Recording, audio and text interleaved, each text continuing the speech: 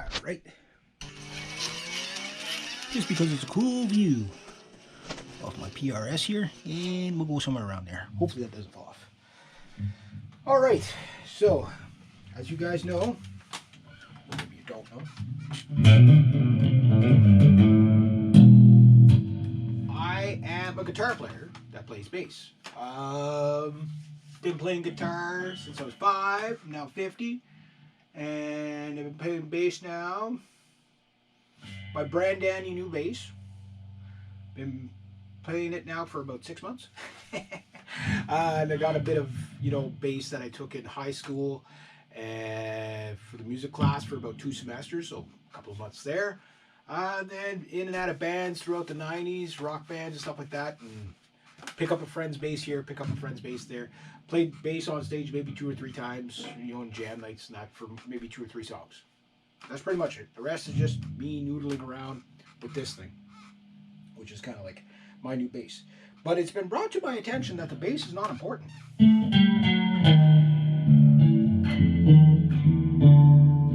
At all, according to Dave Mustaine. Now, I love Dave Mustaine. I think he does say some bizarre stuff, but I'm one of those people that I can forgive some of the rock stars and stuff like that whenever they say something silly, because it's like you just expect it from rock stars. But he said something along the sides of bass is like a second-rate instrument. It's not really, it's for failed guitar players, that kind of thing. And as a guitar player that shreds, I play, I'm a 70s, 80s, 90s rock metal guy that's going into the neoclassical extended range guitars world, and of course bass. And I can tell you that the bass is not easy. It is not like, it's easy if you're doing this.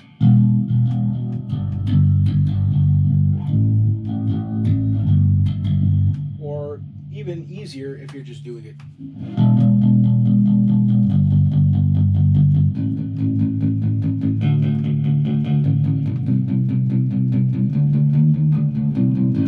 Just playing the root note all the time. Okay? Try slapping. I'm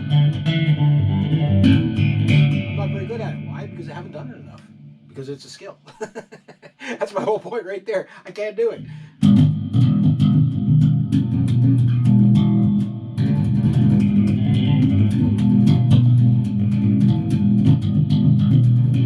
So I'm no Marcus Miller is what I'm saying, right? Because that guy's put a lot of time on that. So you're not just going to start off if it was a second-rate instrument, you should be able to do that right away, right? You can't. Now, I'm not insulting Dave Mustaine or anything like that, because I'm sure there's a lot of guys that feel this way. Even bass players probably feel this way, like, I'm just going to screw too hard. There's a lot of bass players that do that.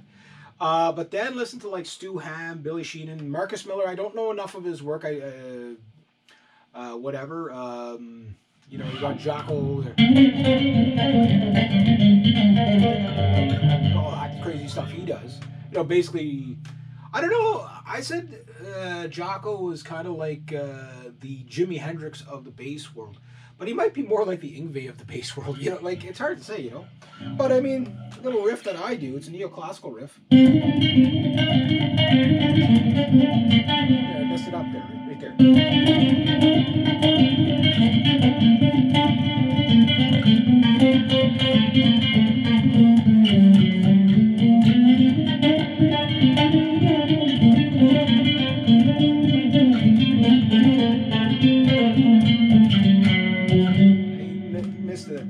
You gotta get it perfect.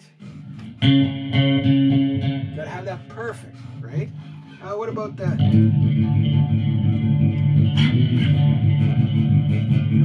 3-finger thing.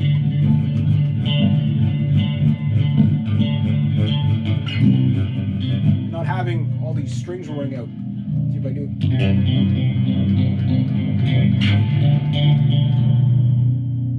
These guys are ringing out, right? So you got to be able to mute these while you're doing that crazy stuff.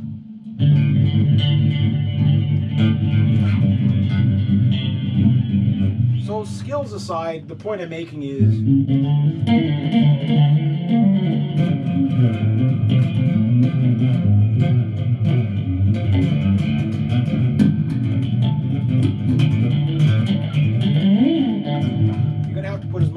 on the bass to get good at bass is you do guitar.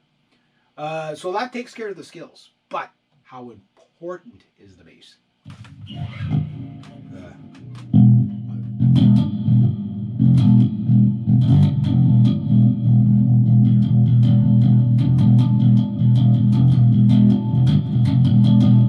Now, that doesn't sound like much, right? That's a Symphony of Destruction or something like that anyway. Doesn't sound like much. Take that away. Put the heaviest guitar you can on there and take that bass away. That no longer, because that bass makes, with the guitar, makes it sound like.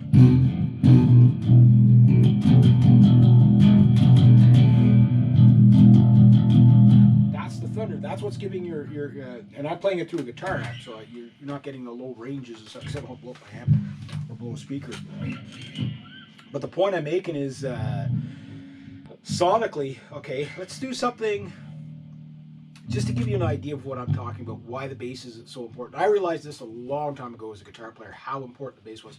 And the bass player that probably made me realize this most was my bass player, Dave, who was formerly in the band called Annihilator. They played a song called Alice in Hell. It was a really cool song, old metal. He got kicked out of that band, and after that band, he ended up in Syndicate, the band that I was in. And we never went anywhere or like that, but we did do original stuff, and I worked with him. And he always seemed to know where to be. So if I was down here on the E, he might be, he'd do something like that. So, you know, like, I can't even remember my old songs.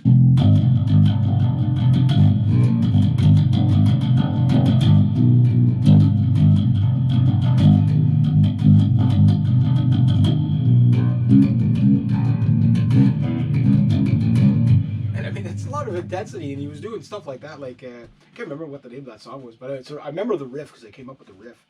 I called it "Little Red Car" on a something I can't really admit on camera. I did steal it, but we'll just say the car had to make it to the scrapyard. They were only going to give us $60 for it to my buddies and I, and we felt it was worth a little more than $65. It was a little red Chevette. It was worth $65 when we got it to the scrapyard. We'll just say that. We'll just say it that way. Yeah, fun times, dangerous times, fun times. So let's say you're playing something like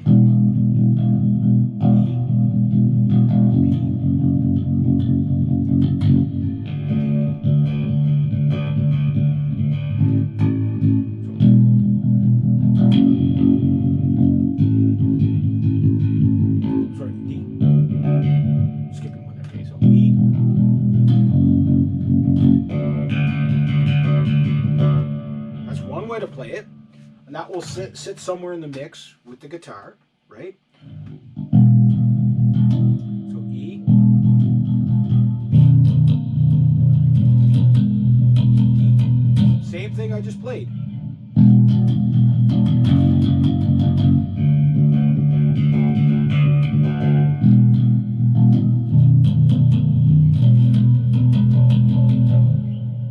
Same thing. That was E, B, or E, D. Was that D? Was it? Yeah. Sorry, D.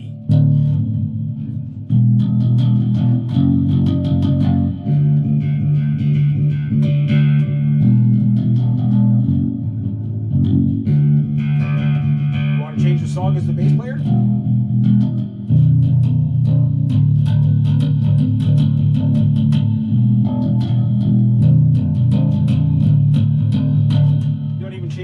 There, you're just changing the notes.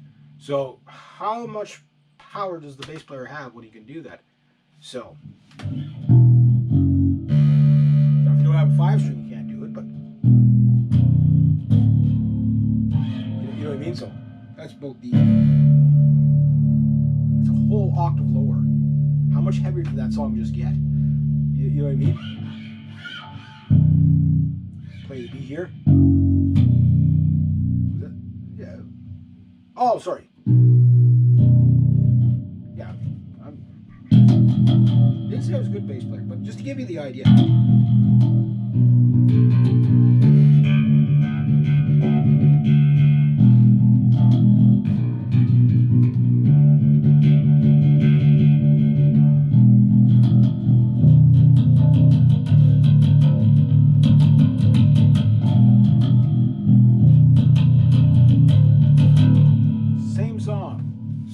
song, same chords. Sorry, I screwed up a little bit there, but you get the idea. So if the bass isn't important, if you couldn't just, if you want to even experiment with it with yourself, I got to wrap this video up so I don't extend it too much. Record just those chords. Okay, so E, B, okay, play it that way, and then E,